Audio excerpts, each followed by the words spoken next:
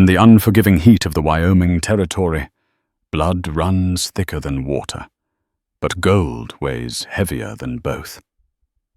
Most history books won't tell you about the women traded like cattle during the Great Drought of 1881. They won't mention Elspeth Calloway, the girl whose own father looked her in the eye and deemed her useless before shaking hands with the devil. But the mountains remember. This isn't a fairy tale of knights and castles. It is the brutal, true account of a woman sold to settle a whiskey tab, and the terrifying scarred recluse who bought her not to own her, but to challenge the very definition of a home. This is the story of how a transaction became a transformation. The saloon in Sweetwater was less a building and more a collection of rotting timber holding hands against the wind. It smelled of stale beer, unwashed bodies, and the copper tang of desperation. For Elspeth Calloway, it smelled like the end of the world. She stood by the door, the wood of the frame digging into her shoulder blade through her thin calico dress. She was 19, though the sun and the starvation of the last 3 years made her look closer to 30. Her hands clasped in front of her were red and chapped, the knuckles swollen from scrubbing floors that never stayed clean. At the bar, the man who was supposed to protect her, her father, Josiah Calloway, was currently haggling over her life as if she were a lame horse. "She eats too much, Zeke," Josiah slurred, slamming an empty glass onto the scarred mahogany. "And look at her, skinny as a rail, can't pull a plow, can't birth a calf. She's useless on the farm since her ma died." Zeke Pardon, the man Josiah was speaking to, laughed. It was a wet, ugly sound. Pardon owned the bank, the general store, and effectively the souls of half the town. He was a man built of soft dough and hard malice. He turned on his stool, his eyes raking over Elspeth with a proprietary sneer that made her stomach turn over. "She ain't much to look at, Josiah," Pardon agreed, wiping foam from his mustache. "But I suppose I need someone to wash my linens and keep the floors swept at the manor. My last girl ran off with a trapper." $50, Josiah said. "And you wipe the debt on the seed feed." Elspeth didn't move. She had learned long ago that tears only made Josiah angry, and anger made his fists heavy. She looked at the floorboards, counting the knots in the wood. 1, 2, 3. If she counted enough of them, maybe she would disappear. 20, Pardon counted. "And I keep the deed to the south pasture until you pay the rest." "Done," Josiah said too quickly. The air in the room seemed to vanish. Elspeth felt her knees buckle, but she locked them. Sold. She was being sold for $20 and a pasture. The reality of it was so absurd, so grotesque, that she felt a hysterical laugh bubbling in her throat. "Wait." The voice came from the back of the room, from a table shrouded in shadow. It was a deep voice, rough like gravel grinding under a wagon wheel. The saloon went quiet. Even the piano player, a blind man named Old Thomas, lifted his hands from the keys. A chair scraped against the floor. A man stood up. He was massive, easily 6'4", with shoulders that blocked out the dim light from the dirty window. He wore buckskins that were stained with grease and pine pitch, and a heavy bear fur coat despite the heat. A beard thick and dark covered half his face, but it couldn't hide the jagged white scar that ran from his left temple down to his jawline, pulling his eye into a permanent skeptical squint. This was Tobias Rourke. The townspeople called him the Ghost of the Bighorns. He came down from the mountains only twice a year to trade furs for powder and salt. He never spoke more than necessary. He never smiled. Rumor said he had killed a grizzly with a knife. Rumor said he had killed men for less. Tobias walked to the bar, his boots heavy on the floorboards. The jingle of spurs was the only sound in the room. He stopped between Josiah and Pardon, towering over them both. "The girl," Tobias said. He didn't look at Elspeth. He looked at Josiah. "She ain't for sale." Josiah bristled, fueled by liquid courage. "Now look here, Rourke. This is family business. You stick to your bears and your rocks." Family. Tobias repeated the word, tasting like ash in his mouth. He reached into his coat and pulled out a heavy leather pouch. He dropped it on the bar. It landed with a heavy, dull thud that spoke of gold, not silver. "There's 5 ounces of dust in there, worth a hell of a lot more than $20. Payden's eyes widened. He reached for the pouch, but Tobias's hand, large, scarred, and calloused, slammed down on top of it. "This buys her debt," Tobias growled, his voice low and dangerous, "and it buys her freedom from the likes of you." Well, Josiah stammered, looking from the dangerous mountain man to the pouch of gold. Greed won out over pride instantly. "If you want the useless chit that's him at bad, she's yours. Just don't come asking for a refund when she burns your supper."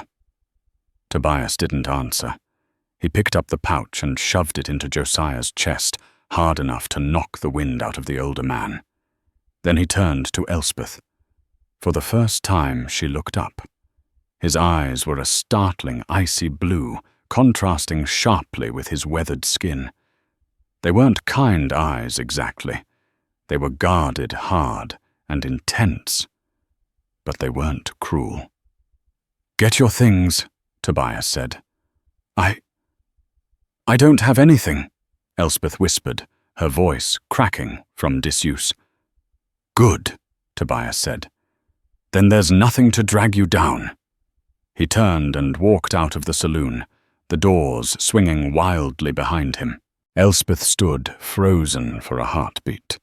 She looked at Pardon, who was glaring at her with thwarted lust, and at her father, who was already untying the pouch of gold with shaking hands. She realized then that she had no choice. She could stay and belong to Pardon, or she could follow the monster into the mountains. Elspeth turned and ran after the boots. The journey up the mountain was not a rescue. It was an endurance test. They had been riding for 3 days. Tobias rode a massive roan stallion he called simply Horse, while Elspeth sat atop a stubborn mule named Jack that Tobias had purchased at the livery stable before they left town. He hadn't asked her if she could ride. He had simply pointed to the mule and said, "Keep up." The landscape had shifted dramatically. The brown, dusty plains of Sweetwater had given way to the rolling foothills, and now they were deep in the timberline of the Bighorn Mountains. The air here was thin and sharp, smelling of pine needles and damp earth. It was colder, too. Elspeth shivered in her thin dress, wrapping her arms around herself as the mule plodded over the rocky trail. Tobias rode ahead, a silent sentinel. He hadn't spoken a word to her since they left the town limits. He didn't check on her. He didn't offer her his coat. He simply rode his eyes scanning the horizon for threats, cougars, wolves, or worse, men. Elspeth's mind was a whirlwind of terror and confusion. Why did he buy me? The question haunted her. Men didn't spend 5 ounces of gold out of charity. She had heard the stories about the mountain men. They were savages, living like animals, taking what they wanted. Was she to be a servant, a prisoner, or something worse? As the sun began to dip below the peaks, casting long purple shadows across the snow-dusted path, Elspeth's mule stumbled on a loose rock. She wasn't strong enough to correct him. She slid sideways, crying out as she hit the hard ground. The impact knocked the wind out of her, and she lay there, staring up at the sliver of blue sky between the towering pines. She expected a shout, a curse, a blow. Instead, the crunch of boots on snow approached. A large shadow fell over her. Tobias stood there looking down. He didn't offer a hand. "You hurt?" he asked. "No," she lied, pushing herself up. Her ankle throbbed and her hands were scraped raw. "I'm fine." "You're not fine," Tobias stated flatly. "You're weak. Your father starved you." It wasn't an insult. It was an observation delivered with the same clinical detachment one might use to describe a lame horse. He reached into his saddlebag and pulled out a strip of dried venison. He tossed it to her. "Eat. Chew it slow." Elspeth caught the meat, her hands trembling. She bit into it.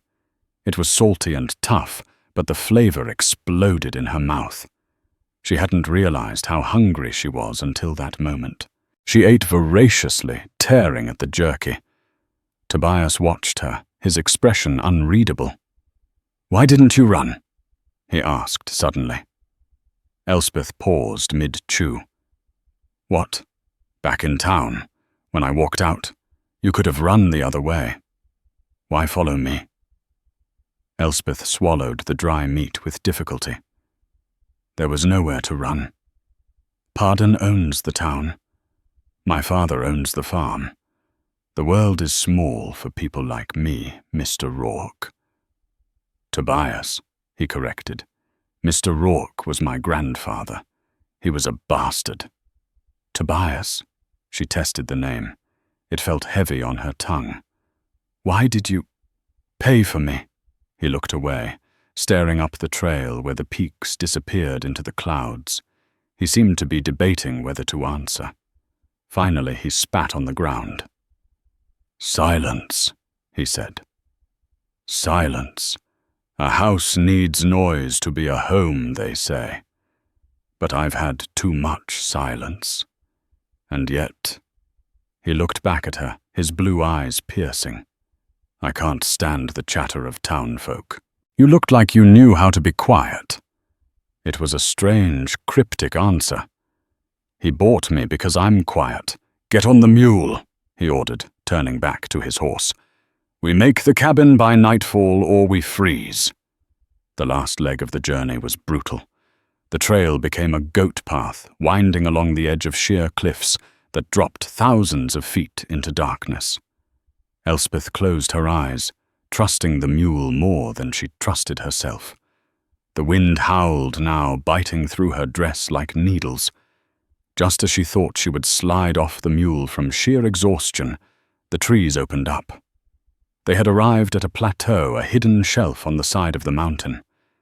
Nestled against a wall of granite was a cabin. It was not the shack she expected. It was a sturdy structure of heavy logs chinked with mud and moss. Smoke curled from a stone chimney. A lean-to stable stood to the side, and a stack of firewood was piled high against the wall. It looked strong, permanent. Tobias dismounted and led his horse to the stable. Elspeth slid off the mule, her legs collapsing under her. She fell into the snow. This time, Tobias was there. He didn't pick her up gently like a groom carrying a bride. He hoisted her over his shoulder like a sack of flour. "Put me down!" she gasped, hammering on his back. "Stop squirming!" he grunted. He kicked the door open. Inside the cabin was warm. A fire crackled in the hearth. The air smelled of wood smoke, curing leather and sage. It was sparse, a table, 2 chairs, a bunk in the corner, and shelves lined with jars. But it was clean. He dumped her onto the bunk. It was covered in a buffalo robe that was softer than anything she had ever touched. "Stay," he commanded. He went to the fire, stirring a pot that hung over the flames. He ladled stew into a wooden bowl and brought it to her along with a tin cup of water. "Eat. Sleep. Tomorrow you work." Elspeth took the bowl. "What work?" she asked, her voice trembling. What do you want from me?" Tobias stood by the fireplace, the flames casting dancing shadows across his scarred face. He looked at her, and for a second she saw something behind the ice in his eyes. Was it loneliness or regret? "I want you to prove him wrong," Tobias said softly. "Who?" "Your father. He said you were useless." Tobias turned his back to her, looking into the fire. "Up here, useless things die. If you want to live, Elspeth, you have to find a use." He walked to the door, grabbing a blanket from a hook. "Where are you going?" she asked. "To the stable. You take the bed." "But this is your home." Tobias stopped at the door. "You're in it now. That makes it complicated." He walked out, shutting the heavy door against the wind. Elspeth sat alone in the warmth, the bowl of stew warming her hands. She looked around the sturdy cabin, listening to the wind howl outside a wolf trying to blow the house down. She was sold. She was terrified. She was miles from civilization with a man who could snap her neck with one hand. But as she took a spoonful of the stew rich with venison and root vegetables, she realized something else. For the first time in 3 years, she wasn't hungry. And for the first time in her life, the door was locked from the inside. Morning in the Bighorns did not break. It shattered. The sun didn't gently rise. It struck the white peaks with blinding violence, reflecting off the snow until the world was nothing but glare and ice. Elspeth woke to the sound of a door slamming. She bolted upright on the bunk, her heart hammering against her ribs. The cabin was empty. The fire had burned down to embers, and the air was biting cold. Her breath plumed in front of her face in ragged gasps. For a moment she forgot where she was. She looked for the water bucket she usually had to haul for her father, or the belt he left on the table as a threat. Then she saw the log walls, the heavy beams, the silence. Tobias. She threw the buffalo robe aside and scrambled out of bed. She was still wearing her travel-stained dress. Her feet hit the cold wood floor, and she winced. Her ankle was swollen, turning a mottled purple. She limped to the window. Outside the world was a terrifying expanse of white and grey. Tobias was nowhere to be seen. The horse was gone from the corral. Panic, cold and sharp, spiked in her chest. He left me. The thought was irrational. His things were here, but abandonment was the only language she knew. He realized, I'm useless, just like Pa said. He's gone to trade me, or leave me to the wolves. No, she whispered, her voice shaking. I have to be useful. I have to earn my keep. She looked around the cabin. It was messy in a masculine way. Tools scattered a pile of unwashed tin plates, mud tracked in near the door. I can clean, she thought. I can do that. She set to work with a feverish intensity. She swept the floor with a bundle of stiff twigs she found by the hearth until her palms blistered.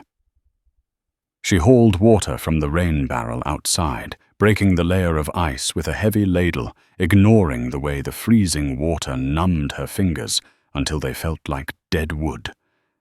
She scrubbed the tin plates with sand and ash until they shone.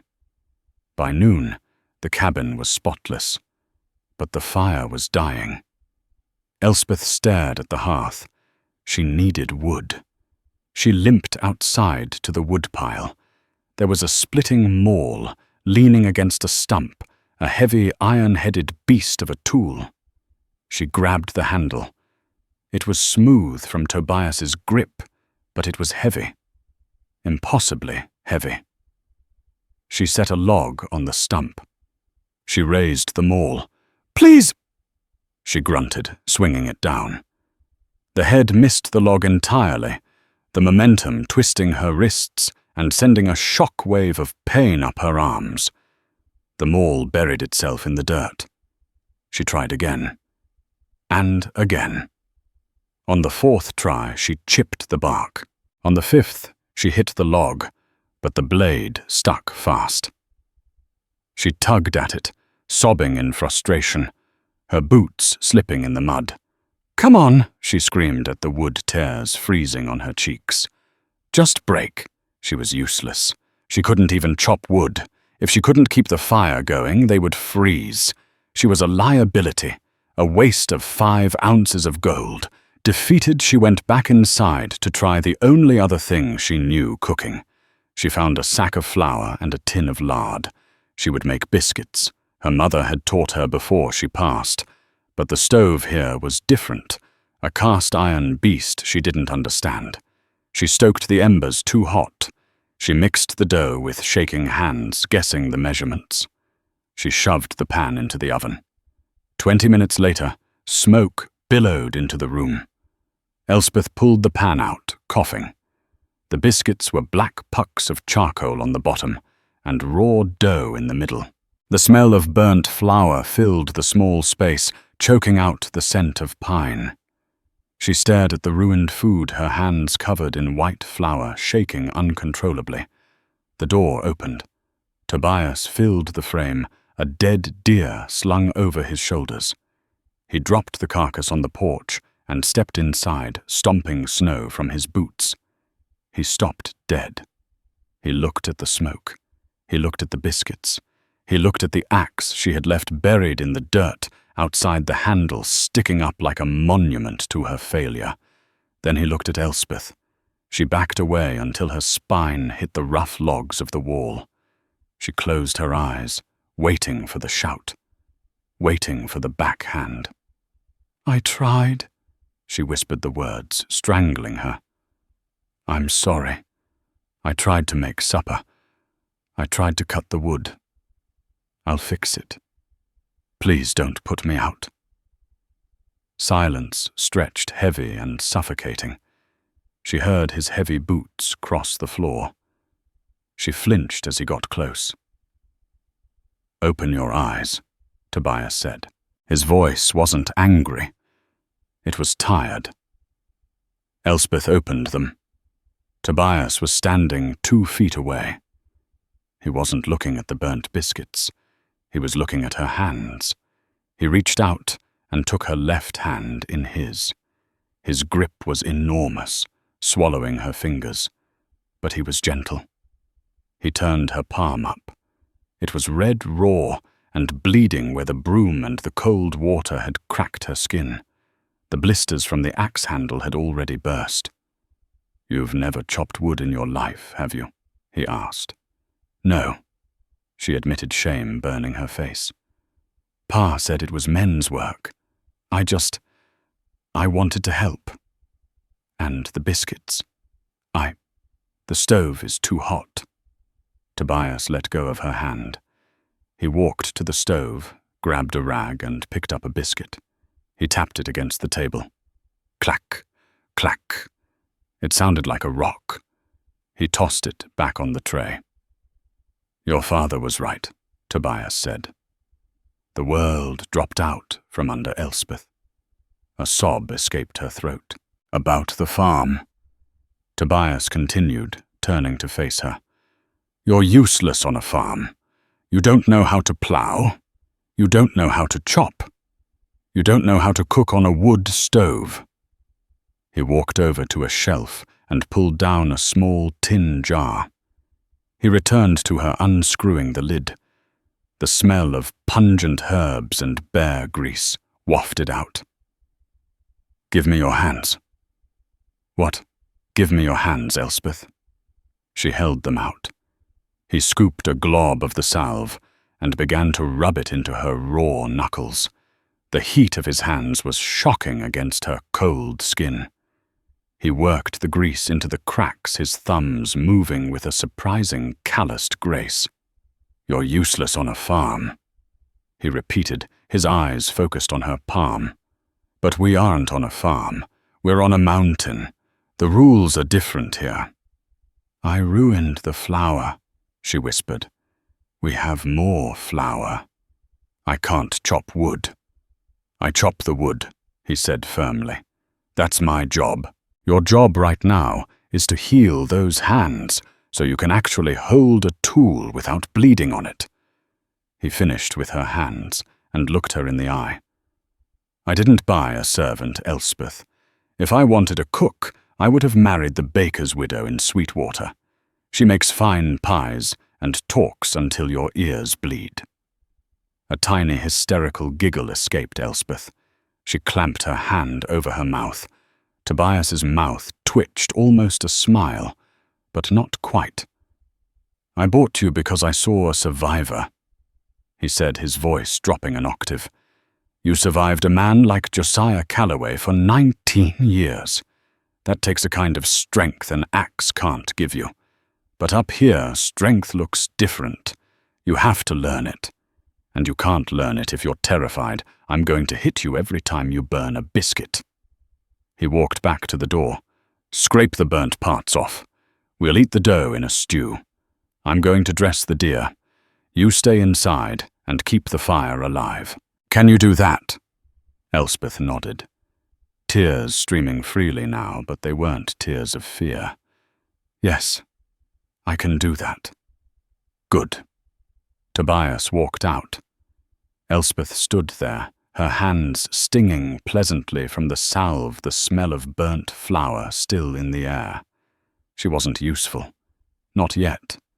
But for the first time in her life, she was allowed to be incompetent without being punished. She picked up the knife to scrape the biscuits. Winter in the Bighorns was a siege. By December, the snow was 5 feet deep, drifting up against the cabin walls until it blocked out the lower half of the windows. The world shrank down to the 20 by 20 foot interior of the cabin. For weeks, Elspeth and Tobias moved around each other like planets in a tight orbit. The silence Tobias prized so much began to change. It was no longer the tense silence of strangers. It was a companionable quiet. Elspeth learned the rhythm of the mountain. She learned that when the wind blew from the north, she needed to stack extra wood by the door. She learned that when Tobias sharpened his knife with a specific rhythmic shing-shing, he was thinking deep thoughts and shouldn't be disturbed. She also learned that Tobias Rourke was not a monster. He was a man made of scars and solitude. One evening a blizzard howled outside, shaking the sturdy door in its frame. Tobias sat by the fire, cleaning his rifle, a Winchester Model 1876. A heavy, beautiful weapon he treated with more tenderness than he did himself. Elspeth was mending one of his woolen shirts. Her sewing skills honed by years of fixing her father's clothes so he wouldn't have to spend money on new ones were excellent. Tobias looked up from the gun oil. You have a steady hand. Elspeth looked up startled. It's just a hem. It's a straight hem. My stitching looks like a drunk spider walked across the cloth. He set the rifle down. Come here. Elspeth put the shirt down and walked over. She was no longer afraid to approach him. He handed her the rifle. It was heavy, smelling of steel and oil. Do you know how to use this? He asked. No. Pa said guns were for men. Tobias snorted. Your pa was a fool who wanted a victim, not a daughter. Up here, a gun doesn't care if you're a man or a woman. It only cares if your aim is true. If a cougar comes through that window, you can't wait for me to get home. He stood up and moved behind her. Shoulder it. Like this. He guided her arms. His chest pressed against her back, radiating heat. For a moment, Elspeth stopped breathing. He was so large, so solid. His beard grazed the top of her head. It was an intimate proximity, shocking and electric. Lean into it, he murmured, his voice rumbling in his chest against her spine. It kicks like a mule. If you stand stiff, it'll knock you flat. You have to be the rock. Elspeth tightened her grip, looking down the sights at a knot in the wall. Breathe out, Tobias instructed. Squeeze, don't pull. She mimicked the motion. Click. Good, Tobias said. He didn't step away immediately. He stayed there for a heartbeat longer than necessary, his hand lingering on her elbow. Then he cleared his throat and stepped back, the cold air rushing into the space between them.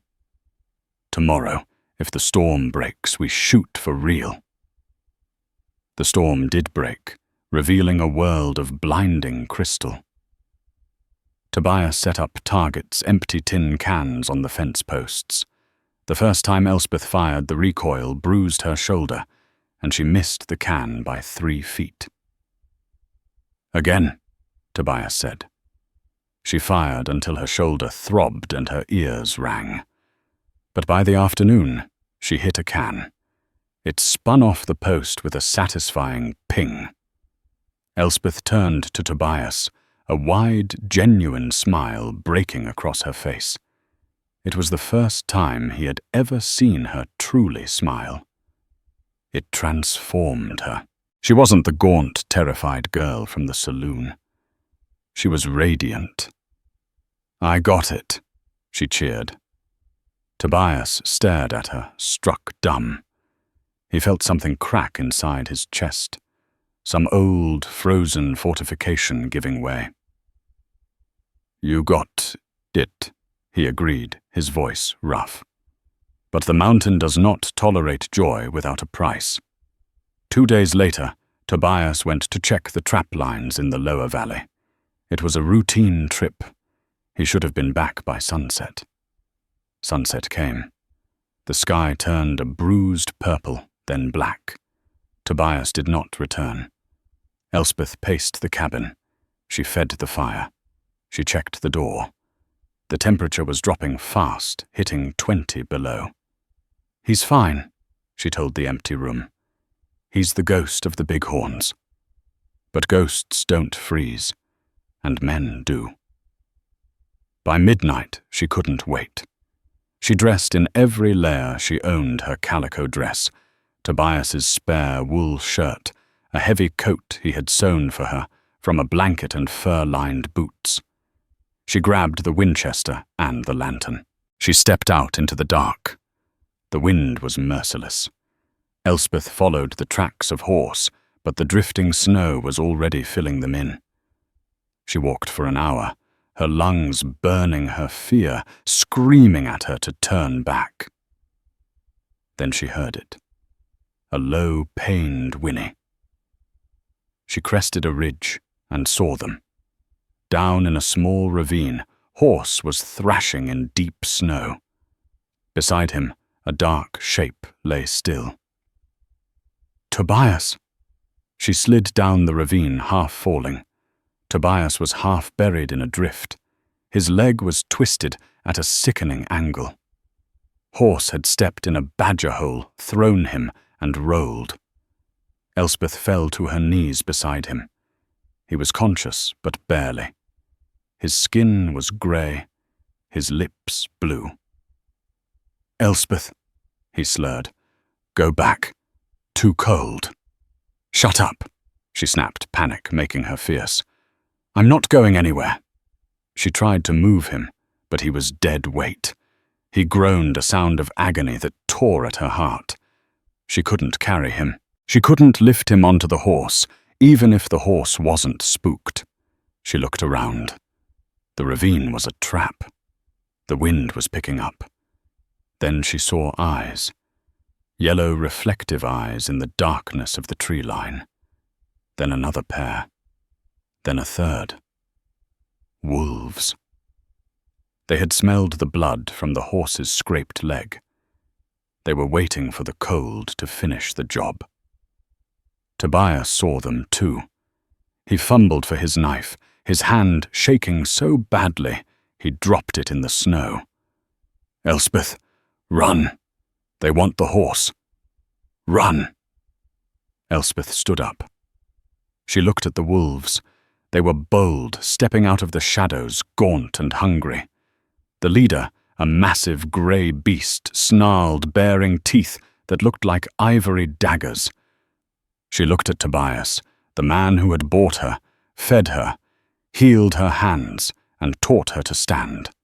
The man who told her she wasn't useless. She racked the lever of the Winchester. Clack, clack. She planted her feet in the snow. She leaned into the stock. Be the rock. Get away from him! She screamed, her voice echoing off the canyon walls. The Alpha lunged. Elspeth didn't close her eyes. She breathed out. She squeezed. The rifle roared, a flash of fire in the dark. The Alpha crumpled mid-air, dropping into the snow a yard from Tobias's boots. The other wolves froze. Elspeth racked the lever again. She fired a warning shot at the feet of the second wolf. Snow sprayed up. The pack turned and vanished into the timber. Silence rushed back into the ravine, ringing in Elspeth's ears. She stood there, the smoking rifle in her hands, trembling violently. Elspeth! Tobias was looking up at her. His eyes were whoot clear and filled with something she had never seen before. It was awe. She lowered the gun. I hit it. You hit it, Tobias whispered. He reached out a hand. She dropped the gun and grabbed his hand. He pulled her down, not for warmth, but to touch her to verify she was real. His grip was iron hard. You came for me, he said. You were late for supper. She choked out tears, finally spilling over. Tobias looked at the dead wolf, then back at the woman who had been sold for $20. Help me up, wife, he said. The word hung in the frozen air. He hadn't called her girl or Elspeth. He called her wife. And as she wedged her shoulder under his arm to help him stand, Elspeth knew the thaw had finally come. Getting back to the cabin was a blur of agony and adrenaline. Elspeth had managed to get Tobias onto the saddle of the spooked horse, tying him down with the lengths of rope he kept for trapping. She walked the 3 miles back through the snow, leading the horse, her hand frozen to the bridle. Every muscle in her body screaming. When they finally crashed through the cabin door, the real battle began. Tobias's leg was broken, a clean break of the tibia. Thank God, not a shatter, but the cold had done its work. By the time Elspeth managed to cut his boot off and splint the limb with straight branches and strips of linen, Tobias was shivering so violently the entire bed frame rattled. Whiskey! He gritted out his teeth, chattering. Top shelf. Pour it on the leg. Then down my throat.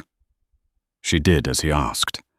The smell of alcohol and old blood filled the small room. When she poured the spirit over the swollen purple bruising of his shin, he didn't scream. He just arched his back, a guttural growl, tearing from his throat, his knuckles turning white as he gripped the buffalo robe. The next 3 days were a descent into hell. A fever took hold, fierce and burning. Tobias, the mountain of a man who could strangle a wolf, was reduced to a thrashing, delirious weight. He burned with heat, sweating through the sheets, until Elspeth had to change them hourly, washing the soiled linens in melted snow water that froze her hands red. He talked in his sleep. The silence he had cultivated for years broke under the fever's hammer. Don't let them in. He mumbled, his eyes wide, but seeing nothing. Sarah, the fire, too much smoke. Elspeth sat by his side, wiping his forehead with a cool rag. I'm here, Tobias. It's just me. It's Elspeth. They took the corn, he whispered, a tear leaking from his eye, a sight that terrified Elspeth more than the wolves. They burned the barn, Pa. Why didn't you stop them? Elspeth listened, piecing together the fragments of his broken soul. He wasn't just a hermit by choice. He was a man haunted by a past violence, a farm raid, a fire, a family lost. He had come to the mountains not to conquer them, but to hide in their indifference. On the fourth night, the fever broke. Elspeth had fallen asleep in the chair next to the bed, her head resting on the mattress, her hand loosely holding his. She woke to the feeling of calloused fingers brushing her hair. She jerked up. Tobias was awake. His eyes were sunken, and he looked 10 years older, but the blue gaze was clear. The delirium was gone.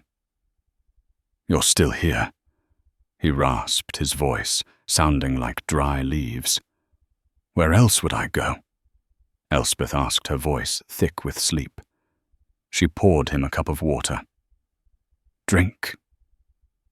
He drank greedily, then fell back against the pillows. He looked at her, really looked at her. He saw the dark circles under her eyes, the soot on her cheek, the raw, cracked skin of her hands. "I called for Sarah," he said quietly. "You did. She was my sister. She died when I was 12. Raiders." "I know," Elspeth said softly. "You told me. You told me a lot of things." Tobias looked away, shame coloring his pale cheeks. A man shouldn't weep. A man shouldn't be weak. Elspeth stood up. She walked to the window, looking out at the vast white prison of the mountain. "My father said I was useless because I couldn't plough a field. He said I was weak because I cried when he hit me. But you know what I learned this week, Tobias?" She turned back to him. "Weakness isn't crying, and strength isn't just muscles and guns. Strength is staying. Strength is keeping the fire lit when the wind wants to blow it out. You kept me alive when I was nothing. I kept you alive when you were broken. We are even." Tobias stared at her. The silence stretched, but it wasn't empty. It was heavy with a new understanding. "No," he said finally. "We aren't even. You saved my life, Elspeth. That debt doesn't get paid with a pouch of gold." He reached out his hand. She took it. "Come here," he whispered. She sat on the edge of the bed. He pulled her hand to his lips and kissed her knuckles, the very knuckles he had healed with bear grease months ago. It was a gesture of such reverence, such tenderness, that Elspeth felt her breath hitch. "I don't have much to offer," he said. "A broken leg, a cabin in the middle of nowhere, a scar that scares children." "I don't see a scar," Elspeth said, and she meant it. "I see the only home I've ever known." Spring arrived with the violence of a flood. The snow melted into rushing torrents, turning the mountain paths into rivers of mud. The world turned green, a vibrant, shocking emerald that hurt the eyes after months of white. Tobias was up and moving. He walked with a limp, leaning heavily on a cane he had whittled from hickory, but his strength had returned. He and Elspeth worked side by side now. There were no orders, only a shared rhythm. They were a unit, a partnership forged in ice. But the thaw brought more than flowers. It brought men. It was a Tuesday when the dogs started barking, two majestic wolf hybrids Tobias had traded for earlier in the spring to guard the perimeter. Elspeth was hanging laundry on the line. She froze. The dogs weren't barking at a squirrel. They were barking a warning. Tobias emerged from the stable, his rifle already in hand. He moved to Elspeth, pushing her behind him. "Inside," he ordered. "Bolt the door. Don't open it unless I say the word. Who is it? Riders. Heavy horses. Too many for a hunting party." Elspeth ran inside, grabbing the Winchester from the rack. She didn't hide under the bed. She stood by the window, cracking the shutter just enough to thread the barrel through. 5 riders emerged from the tree line. Elspeth's blood ran cold. In the lead, riding a black gelding with silver tack, was Zeke Pardon. Beside him rode her father, Josiah Calloway, looking more haggard and shrunken than she remembered.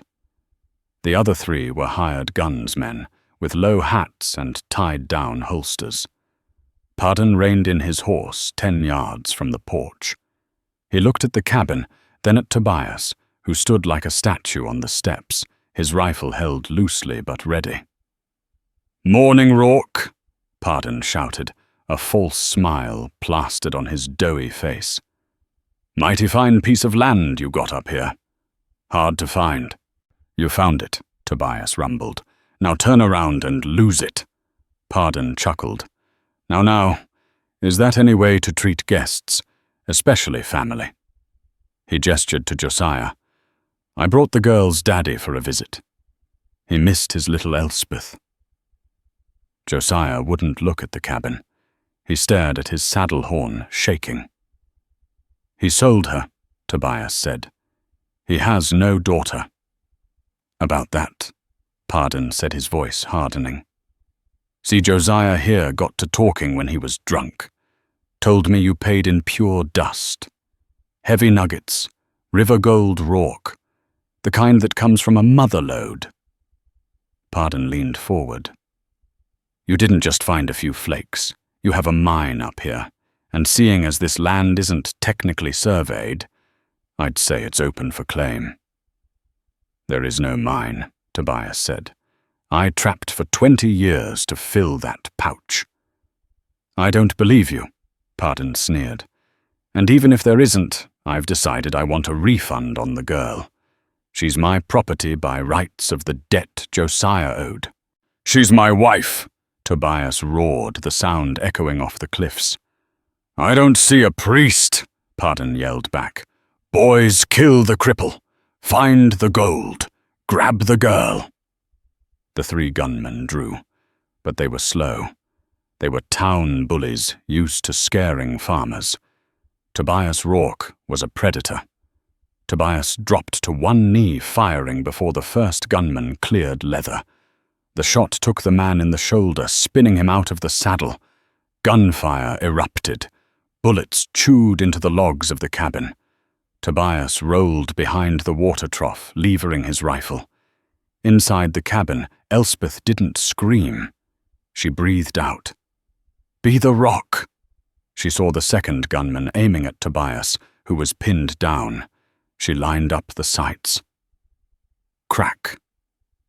The gunman's hat flew off, and he slumped forward, clutching his arm. Pardon's horse reared. "She's shooting! The bitch is shooting at—" Pardon screamed, pulling his own pistol. He fired wildly at the window. Glass shattered, raining over Elspeth, but she didn't flinch. Outside, the third gunman rushed the porch, thinking Tobias was reloading. Tobias swung his heavy cane, cracking it across the man's knees. As the man fell, Tobias drove the butt of his rifle into his jaw. It was chaos. Smoke screams the smell of cordite. Suddenly the door kicked open. Elspeth spun around. It was Josiah, her father. He had slipped off his horse and flanked the cabin while the shooting happened. He stood there, a rusty revolver in his hand, shaking. "Elspeth," he stammered. "Elspeth, girl, put the gun down. Pardon just wants the gold. Tell him where it is and we can go home." "Home." Elspeth looked at the man who had traded her for seed feed.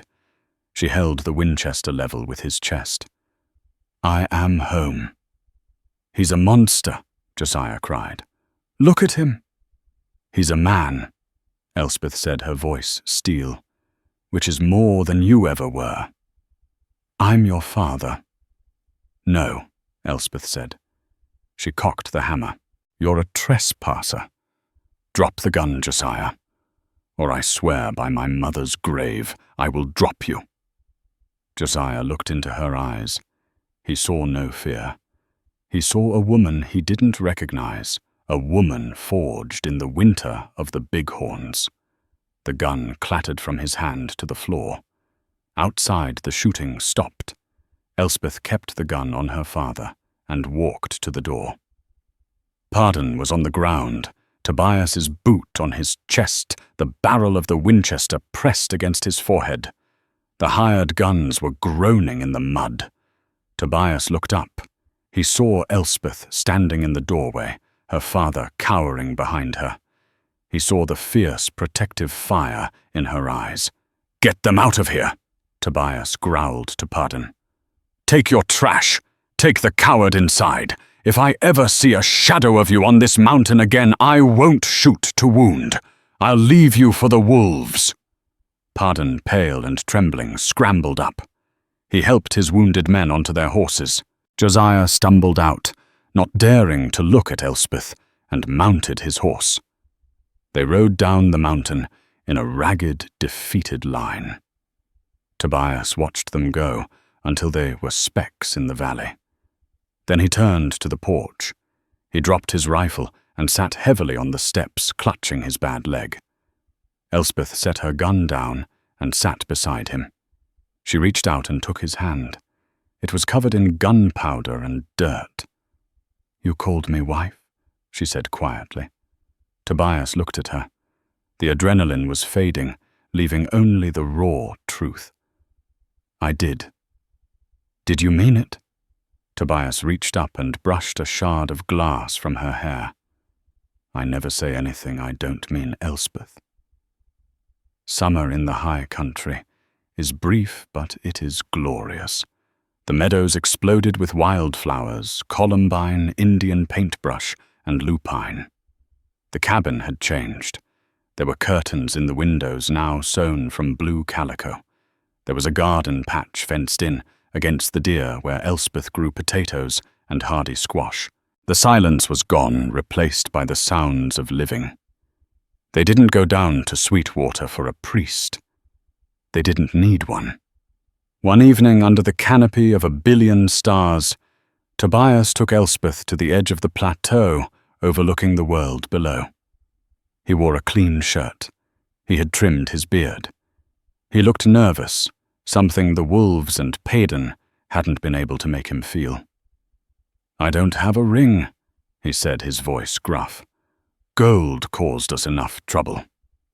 Elspeth smiled, the wind catching her hair. She wore a dress she had made herself, fitted and strong. She wasn't the skinny girl anymore. She was healthy, vibrant, and dangerous. "I don't want gold, Tobias." He reached into his pocket and pulled out something else. It was a bracelet intricately carved from the antler of an elk. He had spent months on it, carving scenes of the mountains of pine trees and a tiny detailed wolf. He fastened it around her wrist. It fit perfectly. "The mountain is harsh," Tobias said. "It kills the weak, but it keeps what is true. You are part of this mountain now, Elspeth, and you are the only part of me that isn't broken." He took her hands, the hands that could scrub a floor, shoot a rifle, and heal a wound. "Elspeth Calloway is dead," he whispered. "She died in that saloon." "Then who am I?" she asked, tears shining in her eyes. "You are Elspeth Rourke," he said. "My partner, my equal, my wife." He kissed her, then not with the desperation of the winter, but with the promise of the summer. It was a kiss of endurance, of two jagged edges fitting together to make something whole. They stood there as the moon rose, casting silver light over the peaks. Down in the valley, the town of Sweetwater continued its petty squabbles, its greed and its noise.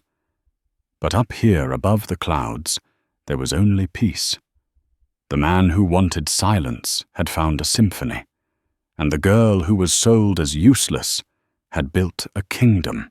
They turned back toward the cabin, where the fire was warm, the door was strong, and the gun was hung over the mantel, ready but resting. This wasn't just a story about the Wild West. It was a story about the labels the world tries to put on us, Useless, broken, scarred. Josiah saw a burden. Tobias saw a survivor. The world saw a monster. Elspeth saw a protector. In the end, Elspeth didn't need to be rescued from the tower. She needed someone to hand her a rifle and tell her she was strong enough to pull the trigger. True love isn't about finding someone who is perfect. It's about finding someone who helps you fight your battles, who values your scars, and who builds a home where you can both be safe. If you believe that everyone deserves a second chance at a life worth living, hit that like button. Share this story with someone who needs to be reminded of their own strength, and subscribe for more tales of grit, survival, and romance from the frontier.